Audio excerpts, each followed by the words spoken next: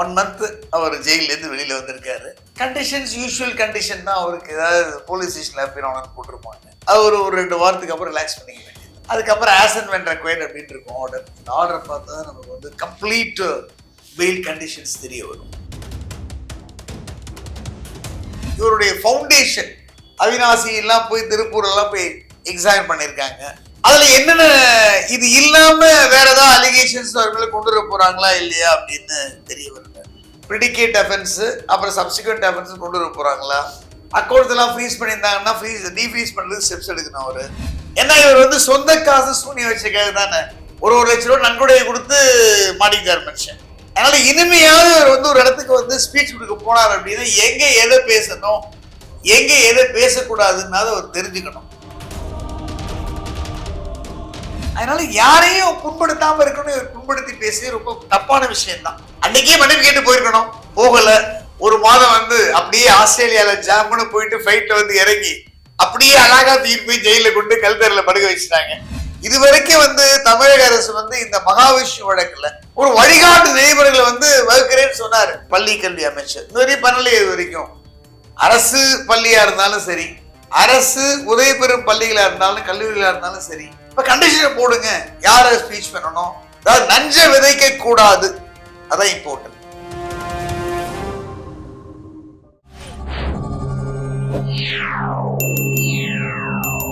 Sir வணக்கம் sir. வணக்கம் sir. இப்போ மகாவிஷ்ணு அசோக் நகர் பள்ளியில மாற்றுத்திறனாளரை பத்தி அவதூறா பேசின மகாவிஷ்ணு இன்னைக்கு ஜாமீன்ல வெளியே வந்திருக்காரு சார். அதை பத்தி உங்க கருத்து என்ன சார்? ஆமா, செப்டம்பர் 7 நினைக்கிறேன் அரெஸ்ட் பண்ணது. அக்டோபர் நியர்லி 1 மந்த்துக்கு அப்புறம் வந்து honourable Madras principal judge mister honourable Karthikeyan அமர்வுல வந்து முதல்ல J Chandran additional district judge honourable அவர் இதுல வந்து விசாரணைக்கு வந்து 27ஆம் தேதி 27th வந்து போலீஸ் ரிப்ளை ஃபைல் பண்ண சொல்லி கேஸ் தள்ளி வச்சிருந்தாரு. இன்னைக்கு பிரின்சிபல் ஜட்ஜ் அமர்வுல விசாரணைக்கு வந்து அவர் சார்பா அப்பீர் ஆன அட்வொகேட்ஸ் நிபந்தனையற்ற மன்னிப்பு கேட்ட ஒரு கடிதத்தை வந்து கொடுக்கிறாரு. 5 பிரிவுகள்ல அவர் மேல வழக்கு. அதாவது 2 பிரிவினருக்கிடையே கலகம் ஏற்படுத்துதல், அப்புறம் 2 பிரிவினருக்கிடையே வந்து அமைதி கெடுத்தல், இந்த மாதிரி செக்ஷன்ஸ், அப்புறம் 96 இந்த டிசபிலிட்டி ஆக்ட்ல ஒரு செக்ஷன், 5 செக்ஷன்ல கேஸ் போடுறாங்க. இந்த வழக்கு வந்து நீங்க குற்றப்பத்திரிகை தாக்கல் பண்ணி நடத்தி அவருக்கு தண்டனைலாம் வாங்கி தருவீங்க அப்படின்னு சொல்ல போனா இந்த வழக்குல சாராம்சம் எல்லாம் எதுவும் இல்லை அப்படின்னு எங்களை மாதிரி கிரிமினல் சைட் பிராக்டிஸ் பண்ற அட்வொகேட்ஸ் எங்களுடைய ஒப்பீனியன். இதில் இந்த வழக்குலாம் நீங்க குற்றத்தை நீங்க எல்லாம் ப்ரூவ் பண்றதே கஷ்டம். அவர் ஏதோ பியாண்ட் சயின்ஸ் அவர் பேசியிருக்காரு போல, ஒரு உட்டோப்பியன் கான்செப்ட், அது எக்ஸென்ட்ரிக்கா கூட இருக்கலாம். அதெல்லாம் ப்ரூஃபோட நீங்க அவர் வந்து அழகு இருக்குது, அழகு இருக்கா இல்லையா, அழகானவர்கள் சாபம், இதெல்லாம் நீங்க கோர்ட்ல எப்படி ப்ரூவ் பண்ண போறீங்க? அதே மாதிரி டிசபிலிட்டி அட்டாக் பண்ண விஷயங்களும் வந்து அந்த ஆக்ட் பிரகாரம் வருமானா, பாம்பே ஹைகோர்ட் ஜட்ஜ்மெண்ட் ஒரு 7 ஜட்ஜ்மெண்ட் இருக்கு, அதுல இதெல்லாம் வராதுங்க. அவர் நடத்துற வக்கீல பொறுத்து இருக்கு, தட்ஸ் டிஃபரெண்ட். பட் இன்றைக்கு வந்து 1 மந்த்துக்கு அப்புறம் அது குண்டாஸ் போடாம விட்டாங்க, அவர் மேல தப்பிச்சாரு. எல்லாருமே எதிர்பார்த்தாங்க எப்படி குண்டத்தடுப்பு காவல் வச்சிருவாங்க அவர் ஆக்ட் 14ல இருந்து. நல்ல வேலை குண்டத்தடுப்பு காவல் அவர் மேல விடல, குண்டாஸ் விடல. 1 month அவர் ஜெயிலேருந்து வெளியில வந்திருக்காரு. கண்டிஷன்ஸ் யூஷுவல் கண்டிஷன் தான். அவருக்கு ஏதாவது போலீஸ் ஸ்டேஷன்ல அப்பீர் ஆனர் போட்டிருப்பாங்க. அது ஒரு 2 வாரத்துக்கு அப்புறம் ரிலாக்ஸ் பண்ணிக்க வேண்டியதுதான். அதுக்கப்புறம் ஆஸ் அண்ட் வென் ரெக்வயர்ட் அப்படின்னு இருக்கும் ஆர்டர். அந்த ஆர்டர் பார்த்தா நமக்கு வந்து கம்ப்ளீட் பெயில் கண்டிஷன்ஸ் தெரிய வரும். அதுக்கப்புறம் ஒரு குற்றப்பத்திரிகை அவங்க தாக்கல் பண்ணணும், விசாரணையை முடிச்சு. இந்த வழக்குல வந்து 60 நாள்ல தாக்கல் பண்ணணும். 60 நாள்ல பண்ணுவாங்களா இல்லையா தெரியாது. ஏன்னா இவங்க அந்த இவருடைய ஃபவுண்டேஷன் அவினாசி எல்லாம் போய் திருப்பூர் எல்லாம் போய் எக்ஸாமின் பண்ணியிருக்காங்க. அதுல என்னென்ன இது இல்லாம வேற ஏதாவது அலிகேஷன்ஸ் அவர்களை கொண்டு வர போறாங்களா இல்லையா அப்படின்னு தெரிய வரல. ப்ரிடிகேட் அஃபென்ஸ் அப்புறம் சப்சிக்வெண்ட் அஃபென்ஸ் கொண்டு வர போறாங்களா, அக்கௌண்ட்ஸ் எல்லாம் ஃப்ரீஸ் பண்ணியிருந்தாங்கன்னா டீஃப்ரீஸ் பண்றதுக்கு ஸ்டெப்ஸ் எடுக்கணும் அவரு. பட் வெளியில ஜாமீன் கிடைத்துச்சு, 2 இருநபர் ஜாமீன். சைதாப்பேட்டை கோர்ட்ல தான் ப்ரொடியூஸ் பண்ணணும், இங்க ப்ரொடியூஸ் பண்ண முடியாது. செந்தில் பாலாஜி வழக்கு மாதிரி. ஏன்னா பெயில் கிராண்ட் பண்ணிருக்காங்க ஆனரபிள் பிஜேக்கு. ஜாமீன் வந்து நீங்க சைதாப்பேட்டை கோர்ட்ல தான் நீங்க ஷூரிட்டி ப்ரொடியூஸ் பண்ணணும். அதுக்கப்புறம் சைதாப்பேட்டை கோர்ட் வந்து பெயில் பாண்டு ஜெயிலுக்கு அனுப்புவாங்க. இன்னைக்கு 6 மணிக்குள்ள அமைச்சிருப்பாங்களா இல்லையா அப்படின்னு சொல்ல முடியாது. பெர்ஹாப்ஸ் நாளைக்கு ஒரு வெளியில விடுதலையாகி வரலாம். Whatever it may be. இனிமையாவது வந்து இவர் வந்து பேசும்போது, ஏன்னா இவர் வந்து சொந்த காசு சூனிய வச்சக்காக தானே 1 லட்சம் ரூபாய் நன்கொடையை கொடுத்து மாட்டிக்கிட்டார் மனுஷன். அதனால இனிமையாவது இவர் வந்து ஒரு இடத்துக்கு வந்து ஸ்பீச் கொடுக்க போனார் அப்படின்னா எங்க எதை பேசணும், எங்க எதை பேசக்கூடாதுன்னு அவர் தெரிஞ்சுக்கணும். மாறலா நம்ம சொல்றோம் பாவம் புண்ணியம் அதெல்லாம் ஆல்ரைட். அது வந்து நீங்க சட்டப்படி வந்து நம்ம சொல்ல முடியாது இல்ல. ஒருவருக்கு வாழ்க்கை இப்படி அமைந்திருக்கிறதுன்னா நம்ம நாமளா என்ன சொல்லுவோம், இது தலையெழுத்து அப்படின்ட்டு போயிடுவோம். எல்லாருமே வந்து இது ஐ மீன் அவங்களுக்கு விதிச்ச லிபி, அவங்களுடைய ஐ மீன் முன்னோர்களுடைய பலாபலன் அப்படிலாம் நம்ம பேசிட்டு இருப்போம். நம்ம ஒரே வார்த்தை, இது வந்து உன்னுடைய தலையெழுத்துடா, உன் தலையில ஏறிட்டாண்டா அப்படின்னு நம்ம சொல்றதுதானே தவிர அதுக்கு எந்த ப்ரூஃபும் கிடையாது. வாழ்க்கை என்பது அவரவர்கள் வைத்துக் கொள்வது, அவரவர்கள் எப்படி வாழ்க்கையை வாழறோமோ அதுதான் வாழ்க்கை. இதுல வந்து தலையெழுத்து அப்படின்லாம் நம்ம சொல்ல முடியாது. அதாவது ஒரு சக்தி வந்து ஒரு வழியை கொடுக்கலாம், அந்த கோல்டன் டோர் ஓபன் ஆகும். அதை மிஸ் பண்ணிட்டோம்னா அப்புறம் வாழ்க்கையில அந்த டோரே ஓபன் ஆகாது. அது வந்து அது ஏதோ ஒரு சக்தி, ஏதோ ஒரு சூப்பர் நேச்சுரல் பவர். அந்த வாய்ப்பை நம்ம வரக்கூடிய வாய்ப்பை தட்டக்கூடாது. இதுதான் வந்து சயின்டிபிக்கே ஒழிய இதுல வந்து இவர் இனிமையாவது வந்து ஸ்கூல் காலேஜஸ்க்கு எல்லாம் போறதை அவாய்ட் பண்ணிக்கணும். தன்னை ஆன்மீகவாதி அப்படின்றாரு, ரோல் மாடலா இருக்கட்டும். ஜக்கிவாஸ் கேஸ்ல கேட்ட மாதிரி உன் பொண்ணை மட்டும் கல்யாணம் பண்ணி மொட்டை அடிக்காம கிரேசத்துக்கு கொண்டு போற, மத்தவனை மொட்டை அடி துறவரம் ஆக்கி வச்சுட்டு இருக்கிற மத்த பொண்ணை என்னையாது அப்படின்னு கேட்கிறவன் உன்னை கேட்காம இருக்கணும். அதனால நீ பொறுத்த வரைக்கும் நீ ரோல் மாடலா இருங்க. எந்த நோக்கத்துக்காக பவுண்டேஷன் ஆரம்பிச்சு நோக்கத்தை செயல்படுத்துங்க. நீங்க ரோல் மாடலா வாழ்க்கையை நடத்துங்க. பாவம் புண்ணியம் தலையெழுத்து பூர்வ ஜென்மம் இதெல்லாம் வந்து நம்ம பப்ளிக்ல வந்து பேசணும்னா இது மாதிரிதான் நடக்கும். கோர்ட்ல வந்து ப்ரூவ் பண்ண முடியாது, வேற விஷயம். ஒரு பாடத்தை வந்து கற்றுக் கொடுத்து இருக்கிறது இந்த இன்சிடென்ட். யாரு? மகாவிஷ்ணுக்கு இல்ல, மகாவிஷ்ணு வழக்கு மூலம் தமிழ்நாட்டில் உள்ள ஆன்மீக பேச்சாளர்களுக்கும் மற்ற ஸ்பீக்கர்ஸ்க்கும் ஒரு பெரிய லெசனை கொடுத்திருக்கு. யாரையும் புண்படுத்த கூடாது, யார் மனதை இன்ஜூர் பண்ணக்கூடாதுங்கிறத அவருடைய வழக்குடைய மெசேஜ். இப்ப அவரை போய் நீங்க அந்த டிஃபரெண்ட்லி ஏபிள்டு பர்சன், அந்த சேலஞ்சு பர்சனை போய் இவர் வந்து சண்டை போடாம விட்டதான் பிரச்சனையும் வந்திருக்காரு. Sorry, I am very sorry, உங்களுடைய மனசு புண்பட்டுருந்தா மன்னிச்சுங்க. நான் வந்து ஒரு ஆன்மீக பேச்சாளர், நான் ஏதோ சொல்லிட்டேன். இதெல்லாம் வந்து சயின்டிபிக்கா வந்து டிஎன்ஏ குரோமோசோம்ல தான் வரும், இது போலியோல தான் வரும்னு எனக்கு தெரியலீங்க அப்படின்னு சொல்லிட்டு சாரி கேட்டு போனா அவரும் மன்னிச்சிருப்பாரு பாவம். அதனால யாரையும் புண்படுத்தாம இருக்கணும். இவர் புண்படுத்தி பேசி ரொம்ப தப்பான விஷயம்தான்.